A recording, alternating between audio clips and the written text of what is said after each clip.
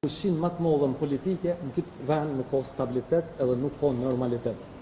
Çdo herë kem alarmu, kem reagu, mirë po kjo çka është duke ndodhur aktualisht, sidomos javën e fundit, është përtej asoj çka mundet edhe me u imagjinu. Pra rënohet tërësisht rendi kushtetues në vendin tonë dhe tërësisht institucionet tona janë jashtë funksionit. Po as nuk kemi qeveri, as nuk kemi president, as nuk kemi kuvend funksional. Shtrohet pyetja çka është duke funksionuar, çka kemi funksionore aktualisht.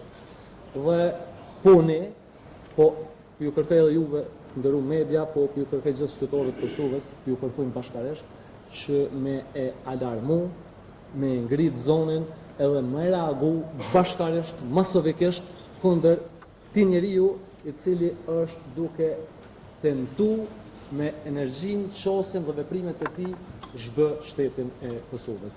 Faleminderit shumë për prezencën. Edhe Besniku, ndoshta ta. Berat. Në ditën ndërkombëtare të të rinjve, sot, si një nga deputetet më të reja, do të doja që së bashku me të rinj që kanë ardhur ta vizitojnë kuvendin, të flisnim se çfarë kemi bërë për gjatë 2 viteve. Të flisnim për ide, për perspektivë, për të ardhmen e vendit. Fatkeqësisht, mua më obligohet që ta ruaj kushtetutën, ta ruaj demokracinë e vendit dhe në të njëjtën kohë t'ju tregoj të rinjve që fatkeqësisht Kosova nuk është në duar të duhura. Kosova nuk po mirret seriozisht. Sot e patëm një pak a shumë përballje ku ushtruesja e detyrës tha ne kemi fuqinë. Ju keni fituar, por bashkë me fitimin e këtyre zgjedhjeve duhet përgjegjësi, duhet punë. Patriotizmi më i madh sot është ta duash vendin dhe të punosh për të. Këtë nuk e kemi parë. Edhe sot si Parti Demokratike e Kosovës, ne jemi këto të gatshëm për të filluar seancën. Por në vend të kësaj, partia e parë fituese nuk shfaqet, nuk tregon seriozitet dhe vazhdon sikur se gjithçka të jetë në normalitet. Mua më vjen keq që më duhet të flas në këtë formë. Po në qoftë se është nevoja, ne duhet të vazhdojmë kështu, të flasim me të gjithë të rinjët, sepse ata duhet ta bëjnë vetëm një pyetje. Se sa ka ndryshuar jeta e tyre për brenda 6 viteve. Përse ende të rinjët, kur e përfundojnë fakultetin e tyre dhe studimet, nuk gjejnë vend pune. Ata e din vetë përpjekjet e tyre të vazhdueshme së bashku me familjen që janë duke i bërë çdo ditë. Kjo është mjaftueshëm argument për të treguar dhe dëshmuar të gjithëve, sepse në ditën ndërkombëtare të rinjve, në qoftë se është nevoja të bëjmë revolucion dhe të kërkojmë demokraci, ne duhet ta bëjmë. Edhe sidomos duhet ta bëjë rinia. Andaj bëj thirrje për të gjithë ata të rinj që neve po na shikojnë sot.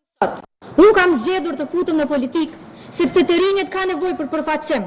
Për juve që kërkoni drejtësi, për juve që kërkoni të ardhmen e Kosovë, ju bëj thirrje të mendoni në mënyrë kritike, sepse sot është revolucioni më i madh që duhet bërë për demokracinë që është fituar me gjak edhe me djersë për vendin tonë. Andaj edhe një herë ju falenderoj të gjithëve, i falenderoj të gjithë të rinjët që po vinë ta vizitojnë kuvendin, le të vinë, le ta shohin dhe le të shikojnë se si duhet të funksionojë kuvendi. Dhe në asnjë moment të mos manipulohen nga propagandat e vazhdueshme në rrjetet sociale që po e bipopullojnë rrjetet sociale dhe botën digjitale. Faleminderit shumë.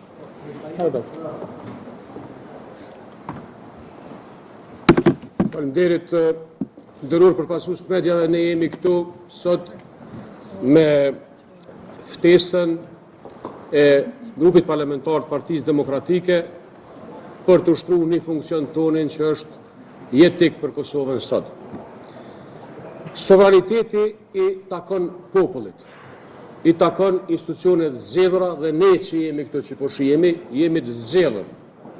Bllokimi i kuvendit Kosovës është senim i sovranitetit, rendit kushtetues dhe demokracisë. Ne nuk do të lejojmë në asnjë formë, në asnjë mënyrë që të dhunohet e drejta e qytetarëve me qenë kuvend me pas institucione. Të 3 normat kryesore, cilat e rregullojnë funksionimin e këtij kuvendi janë shkel. Neni 66 i Kushtetutës, akvendimi i gjykatës kushtetuese Neni 140 dhe rregulloria e punës për me mbledh çdo 48 orë. Çfarë do justifikimi është tentim për me bloku votën e lirë qytetarëve që e përfaqësojmë ne. Këtë nuk do ta lejojmë. Ju faleminderit. Drejtarit, a keni komunikuar me LDK-n sa i përket këtij aksioni, a ju kanë përgjigjur apo Na ju kena bo ftehë zgjedhve, ose cilët deputet të kuvendit të Kosovës që me qenë këtu. Vetëm për saktësi, ky nuk është aksion.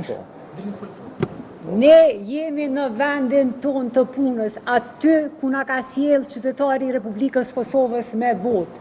Ne na obligon kushtetuta, ligjet, rregullorja e punës së kuvendit, që të jemi këtu çdo 48 orë deri në konstituimin e kuvendit të Republikës së Kosovës.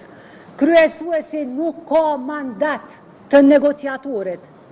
As të bëjë marrëveshje politike, ai thjesht e ka për obligim që ta thërras seancën konstituive dhe ne këtu të zgjedhim kryetarin dhe kryesinë e re.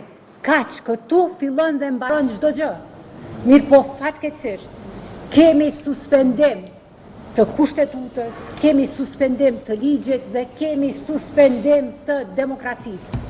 E ky vend, e kjo republikë është ndërtuar me shumë mundë, me shumë sakrificë, e ne nuk do të rrim duar kryq.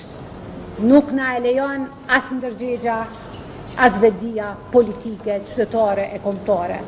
Mas po këti jemi si opozit këtu. Këtu jemi si qytetar me ndërgjegje, që na ka votu populli.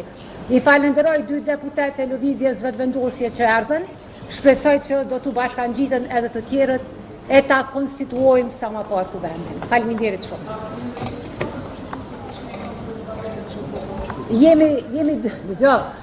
Situata është e qartë, e kristal, e zezë në të bardhë me 2 këmbë është shkel akt vendimi i gjykatës kushtetuese. Edhe po e ripërsëris, kjo nuk është krizë interpretimesh, nuk është krizë kushtetuese, është krizë politike, është krizë morale që vije si rezultat i mos gatishmërisë së lëvizjes vetëvendosje për të konstituuar kuvendin dhe për të ecur përpara. Faleminderit shumë, do të jemi vazhdimisht këtu dhe nuk do të ndalemi. Nuk do të ndalemi.